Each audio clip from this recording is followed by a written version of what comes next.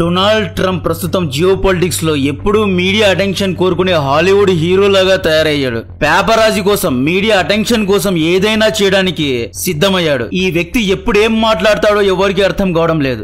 Recent గా Trump Apple CEO Tim Cook తో Apple factories ను ఇండియాలో పెట్టొద్దు, అమెరికాలో పెట్టు, చైనా లాగా ఇండియాను నర్చర్ చేసే అవసరం లేదు, India can take care of them selves అనే స్టేట్మెంట్ ఇచ్చాడు. సడన్ గా ట్రంప్ ఈ స్టేట్మెంట్ ఇవ్వడానికి కారణం ఏంటి?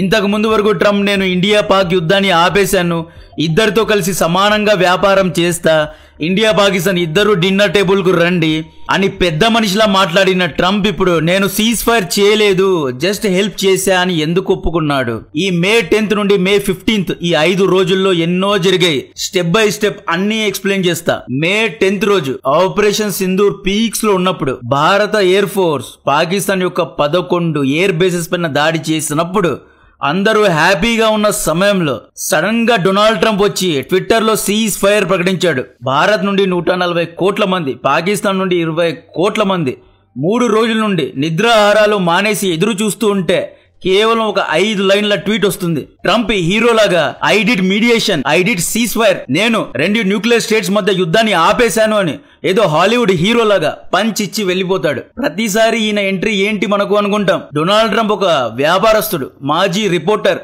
Media person. మీడియాలో అటెన్షన్ కోసం ఈ వ్యక్తి ఏమైనా చేయడానికి రెడీగా ఉంటాడు. ఒక పెద్ద యుద్ధాన్ని ఆపాను అంటూ నోబెల్ పీస్ ప్రైజ్ కోసం అప్లై కూడా చేశాడు ఈ వ్యక్తి. యాక్చువల్లీ డెమోక్రటిక్ పార్టీ నాయకుడైన బరాక్ ఒబామాకు పీస్ ప్రైజ్ వచ్చింది. సో ట్రంప్ కూడా ఒబామాతో సమానం అవ్వడానికే ఈ పని చేశాడు. జాగ్రత్తగా అబ్జర్వ్ చేయండి. ట్రంప్ తన రాజకీయం కోసం సింధూర్ యుద్ధాన్ని వాడుకున్నాడండి. ఇది నాకు నచ్చలేదు. ఇంతకు ముందు నేను కూడా ట్రంప్ ను ఎన్నోసార్లు పొగిడాను. ట్రంప్ తన దేశ హితం కోసమే ఆలోచిస్తున్నాడు అన్నాను. కానీ భారతదేశ హితానికి వ్యతిరేకంగా తన స్వార్థం కోసం, తన నోబెల్ పీస్ ప్రైజ్ కోసం, ప్రపంచం ముందు తనకంటే గొప్ప నాయకుడు లేడు అని తన రాజకీయ లబ్ధి కోసం పిచ్చి వేషాలు వేస్తే ట్రంప్ ను విమర్శించేది ఖాయం. ట్రంప్ గత 3-4 రోజుల నుండి ఇండియాకు వ్యతిరేకంగా 6 తప్పుడు కూతలు కూశాడు. దాంట్లో ఒకటి తాను సీజ్ ఫైర్ చేశాను అన్నాడు.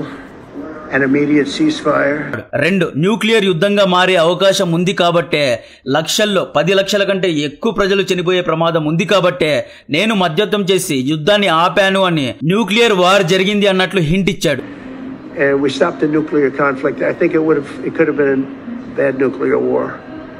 Millions of people could have been killed, so I'm very proud of that. I also want to 3 Trump ఏమని క్లెయిమ్ చేశాడు? ఒకవేళ యుద్ధాన్ని ఆపకపోతే అమెరికా, ఇండియా, పాకిస్తాన్ ఇద్దరితో వ్యాపారం చేయదు అని నేను బెదిరించాను కాబట్టే ఇండియా, పాకిస్తాన్ ఇద్దరు వెనక్కి తగ్గారు అని 3వ కూత కూశాడు. And we helped also with trade. I said, come on, we're going to do a lot of trade with you guys. Let's stop it. Let's stop it. If you stop it, we're doing trade. If you don't stop it, we're not going to do any trade. People have never really used trade the way I used it. That I can tell you. And all of a sudden they said, I think we're going to stop.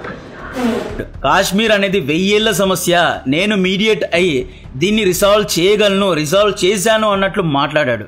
5 India, Pakistan సమానంగా చూశాడు. India, Pakistan ఇద్దరు ఒక్కటే, ఇద్దరితో కలిసి ఒక్కటిగా వ్యాపారం చేస్తాను.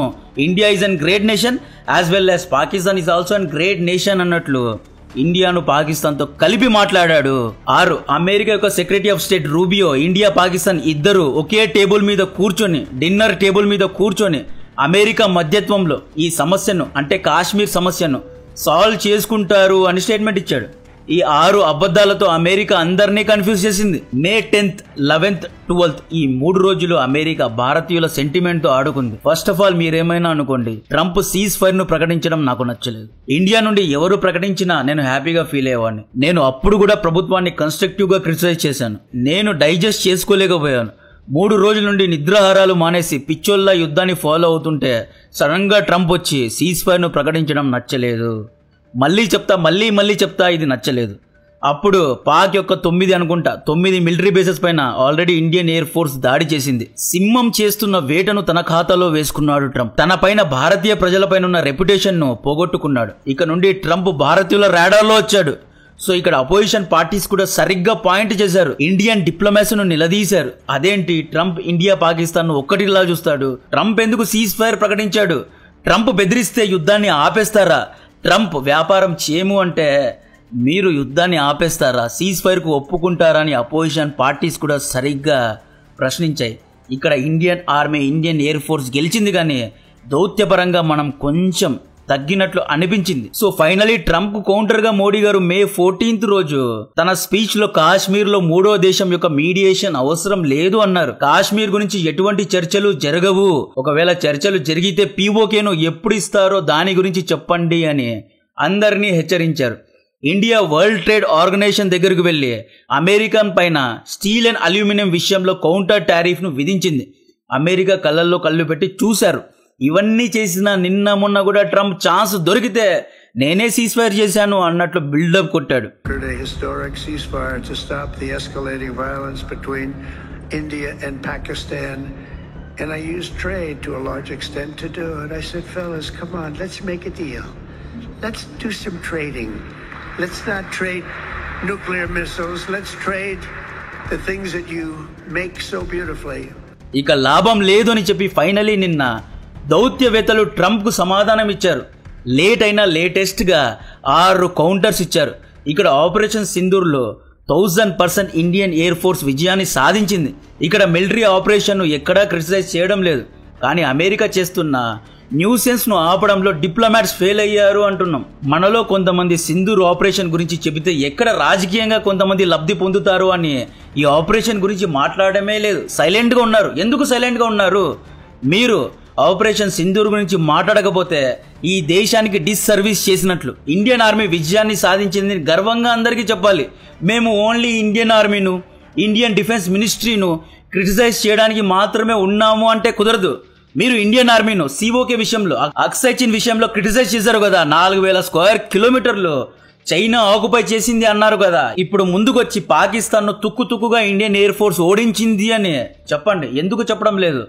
Criticism అంటే వన్ సైడ్ ఉండకూడదు, కన్స్ట్రక్టివ్ గా ఉండాలి. అండ్ ఒకవేళ ఇండియన్ ఆర్మీ కరెక్ట్ గా చేస్తే గర్వంతో కరెక్ట్ గా చేసింది అని ఒప్పుకోవాలి, ట్వీట్స్ పెట్టాలి.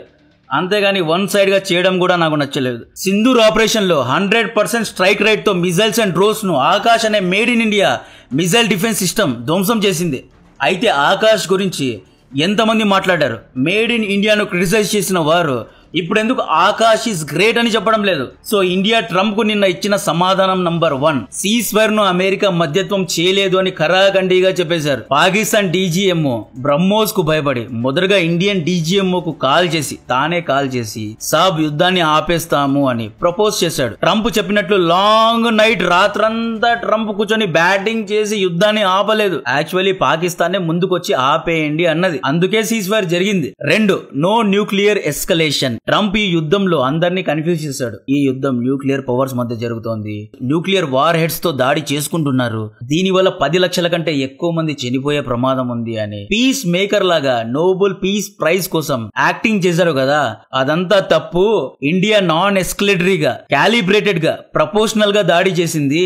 ఇండియా ప్రజలపైన కాదు, మిలిటరీ బేసెస్ పైన, ఉగ్రవాద శిబిరాలపైనే దాడి చేసిందని క్లియర్ గా ఇండియన్ ఆర్మీ చెప్పింది. అయితే కిరాణా హిల్స్ లో న్యూక్లియర్ లీక్ అయింది కదా. అది ఎలా అంటే పాకిస్తాన్ చేసిన తప్పే. ఎక్కడ పడితే అక్కడ న్యూక్లియర్ వార్ హెడ్స్ ను పెట్టారు. బ్రహ్మోస్ దిగిన తర్వాత ఆ వేడికి ఆ వార్ హెడ్ లీక్ అయింది. మనం న్యూక్లియర్ తో దాడి చేయలేదు, బ్రహ్మోస్ తోనే దాడి చేశాం. బట్ న్యూక్లియర్ వార్ హెడ్ అనేది హీట్ కారణంగా లీక్ అయింది అన్నమాట.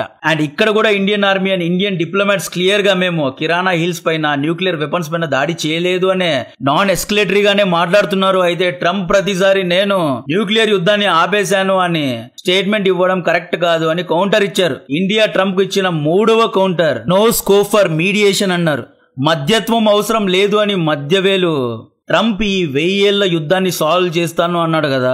మీరంత శ్రమ తీసుకునే అవసరం లేదు, ఇండియా పాకిస్తాన్ ఇద్దరు బైలాటరల్ గా ఈ ఇష్యూను సాల్వ్ చేసుకుంటారు అన్నారు. ఫస్ట్ ఆఫ్ ఆల్ ఇది 1000 ఏళ్ల గొడవే కాదు. 1947 లో ఇండియా చేసిన ఒక తప్పు కారణంగా పాకిస్తాన్ పుట్టింది. కాశ్మీర్ సమస్య 1947 తర్వాతే వచ్చింది. ట్రంప్ కు ఆకు తెలీదు, పువ్వు తెలీదు, ఊరికే స్పామ్ స్టేట్మెంట్ ఇస్తున్నాడు. 4th కౌంటర్, ఇండియా పాకిస్తాన్ ను సమానంగా చూడడాన్ని రిజెక్ట్ చేశారు. డెమోక్రటిక్ గా గెలిచిన ఇమ్రాన్ ఖాన్ ను జైల్లో వేసిన దేశం, మిలిటరీ పాలన ఉన్న దేశంతో ఇండియాను సమానంగా చూడడం మనకు నచ్చలేదు. వరల్డ్ లార్జెస్ట్ డెమోక్రసీను పాకిస్తాన్ తో పోల్చి సమానంగా కూర్చోబెట్టడం భారతీయులకు నచ్చలేదు. భారతీయుల మనోభావాలు దెబ్బతిన్నాయి. ఇండియా క్లియర్ గా ట్రంప్ తో mind your words, India victim, Pak terror supporter. Victim and aggressor ఇద్దరు ఒకటే పేజ్ లో ఉండరు, ఇద్దరు సమానం కాదు అని క్లారిఫై చేశారు. 6వ కౌంటర్ రూబియో చెప్పినాడు కదా, డిన్నర్ టేబుల్లో బటర్ నాన్ తింటూ యుద్ధాన్ని ఆపడానికి ఇండియా పాకిస్తాన్ ఒప్పుకున్నారు.